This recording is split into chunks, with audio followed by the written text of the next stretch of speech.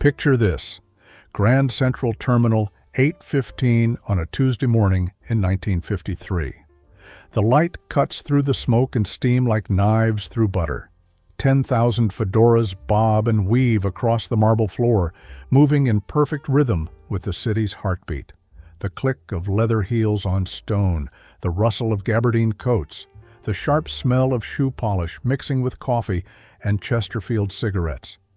This wasn't a costume party. This was style survival. This was New York.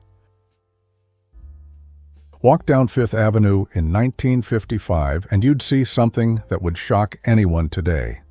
Every single person, from the Wall Street broker to the guy selling newspapers on the corner, looked like they were heading to a wedding. The men wore suits with lapels sharp enough to cut bread. The women wore gloves even in summer heat that could melt asphalt. Their stockings had seams running down the back, like railroad tracks, perfectly straight, because one crooked seam could ruin your entire day. But here's what nobody tells you about that elegance. It wasn't about looking good. It was about looking employed, looking stable, looking like you belonged in the greatest city on earth. See, in the decade after World War II, New York was the center of everything. Finance lived here. Publishing lived here. Fashion lived here. If you wanted to make it anywhere in America, you had to make it here first. And the city had a dress code stricter than any country club. You couldn't blend in. You either looked the part or you got swallowed whole. The suit was your armor. The fedora was your helmet. The polished shoes were your declaration that you weren't just another immigrant fresh off the boat, another kid from the Bronx trying to fake it. You were a New Yorker. Capital N, capital Y. Every morning, men would stop at the shoeshine stands that dotted every other corner in Midtown. 5 cents for a shine that could last all day. The bootblacks knew every businessman by name, knew their schedule, knew which side of the street they walked on. They'd work that polish into the leather until it reflected the buildings above like a dark mirror. Because scuffed shoes meant you didn't care. And if you didn't care about your shoes, how could anyone trust you with their money, their secrets, their business? Women carried this burden even heavier. It was unthinkable to see a lady leaving her apartment without makeup, without her hair set, without the right handbag matching the right shoes. It would be like stepping onto the subway naked. The judgment would be immediate and merciless. But let's talk about why this was even possible. Why could everyone afford to look like $1 million when most people were making $60 a week?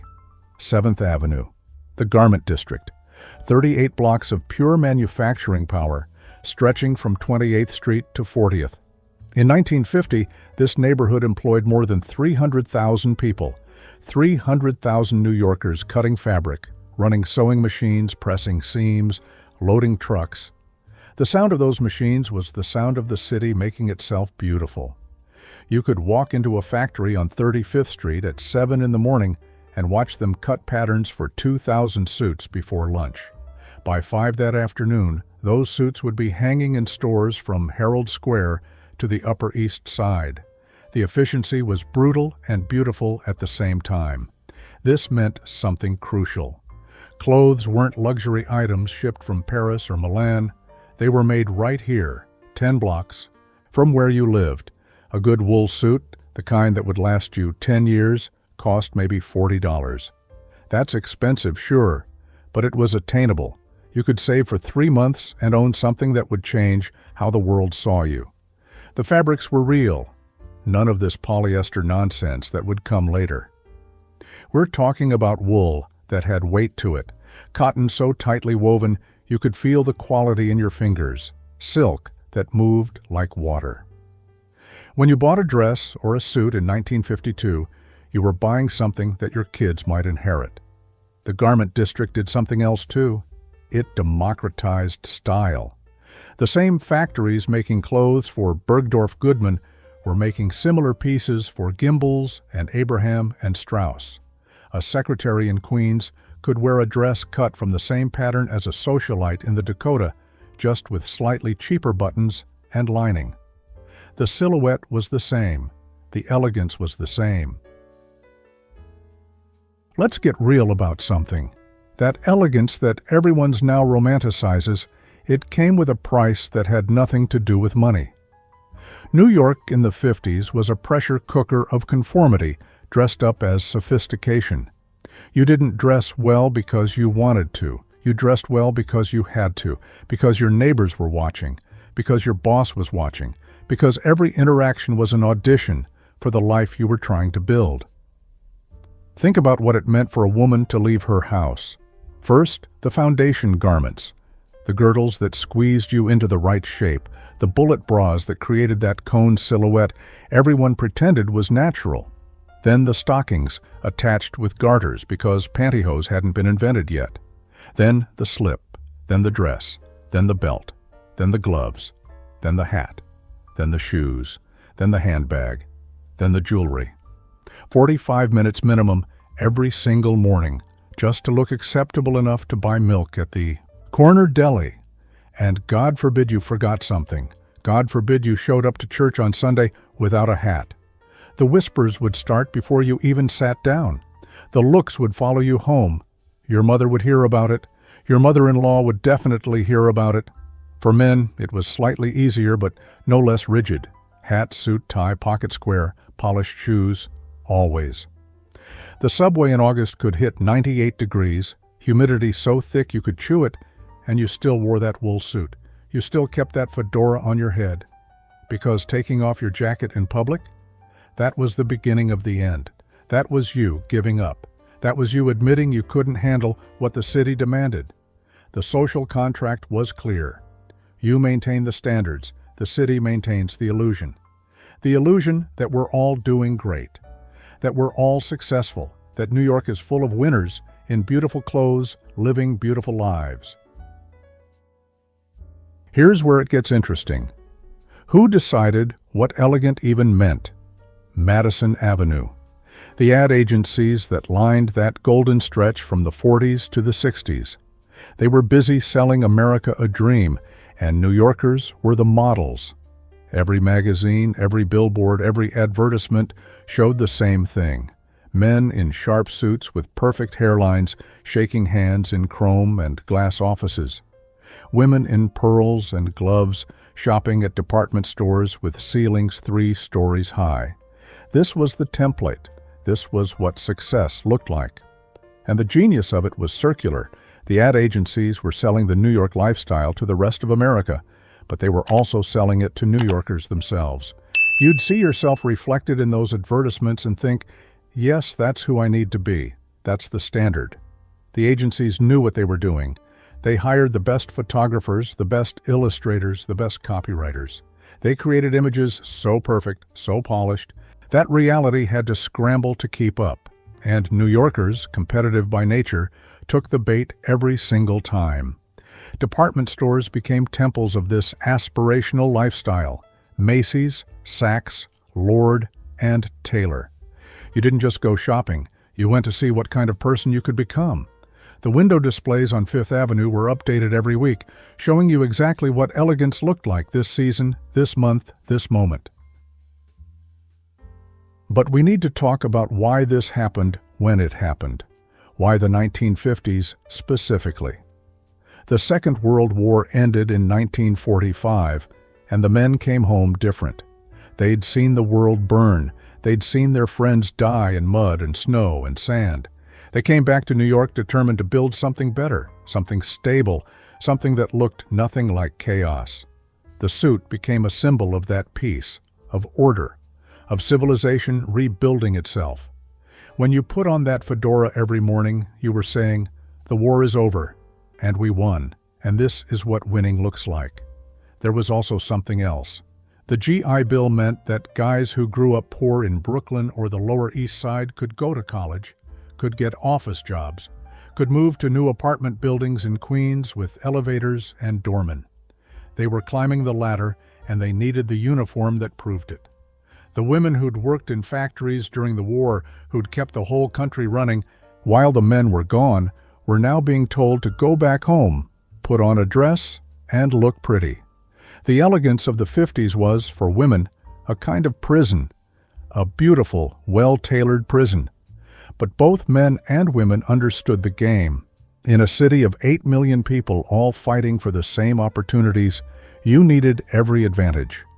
And if looking immaculate gave you even a tiny edge, you took it. Let's talk about something we've lost: the relationship between people and their clothes. In 1957, the average New Yorker owned maybe 5 or 6 outfits total. That's it. Not 5 or 6 of each category, 5 or 6 complete outfits for all occasions. You bought quality because you had to, because you couldn't just throw something away and buy a replacement tomorrow. Your winter coat might cost $75. That was more than a week's salary for most people. But that coat would last 15 years if you took care of it. You'd brush it every night. You'd hang it properly. You'd take it to the tailor in the garment district to get the lining replaced when it wore out. That coat became part of your identity. This created a culture of care that's completely alien to us now. People knew their tailors like they knew their doctors. They had relationships with the dry cleaner on the corner who'd been pressing their suits for a decade. They knew which shoemaker in their neighborhood could resole a pair of Oxfords so well you'd never know they weren't brand new. The fabrics themselves demanded this care: real wool, real cotton, real silk. These materials aged beautifully if you treated them right. They developed character. They became softer, more comfortable, more yours. Contrast that with today. We buy clothes made from petroleum products sewn together in factories 12,000 miles away. We wear them 3 times and throw them away. We've traded elegance for convenience, and we've lost something essential in the process. But let's be honest about the economics. Yes, clothes were more affordable relative to today. Yes, the garment district made fashion accessible. But it still took sacrifice. A working-class family in the Bronx might spend 20% of their income on clothes. 20%. They'd scrimp on food, on entertainment, on everything else just to make sure everyone in the family looked presentable. Mothers would sew their daughters' dresses from patterns bought at Woolworths, using fabric from the remnant stores on the Lower East Side. Fathers would wear the same suit to work every single day, rotating between 2 white shirts, washing one while wearing the other. There were tricks. You could buy yesterday's bread to save a nickel. You could water down the milk. You could skip the movie theater. But you couldn't skip looking good. That was non-negotiable. The stakes were too high. Your kids' teachers judged you by how they showed up to school. Your landlord judged you by how you looked walking into the building. Your boss judged you every single morning when you walked through that office door. In a city where everyone was an outsider pretending to be an insider, clothes were the password. They were proof you belonged. Here's what happened. Slowly, quietly, the uniform started to crack. The 1960s brought rebellion. The 70s brought casual Fridays. The 80s brought sneakers on the subway and suits in a garment bag. The 90s brought business, casual. The 2000s brought hoodies to the office. And now? Now you can show up to a Fortune 500 company in ripped jeans and nobody blinks. We gained comfort. We gained authenticity. We gained the freedom to express ourselves however we want. But we lost something too. We lost the shared language of elegance. We lost the pride of stepping onto the sidewalk knowing you looked like you gave a damn. We lost that electric feeling of being part of something bigger than yourself. The New York of 1955 is gone. The fedoras are gone. The gloves are gone. The garment district employs a fraction of what it once did. Those factory buildings are luxury condos now, full of people who've never touched a sewing machine. But sometimes, on a cold morning in Midtown, you'll see an older gentleman in a perfectly pressed overcoat and a classic hat. His shoes gleam. His posture is ramrod straight. He moves through the crowd like he owns the sidewalk, and for just a moment you can see it. That old New York, that elegant, demanding, unforgiving, magnificent city where everyone looked like they were going somewhere important. Because in their minds, they were. We were. The city is still here. still demanding, still unforgiving, still magnificent. The question is whether we're still elegant enough to deserve it.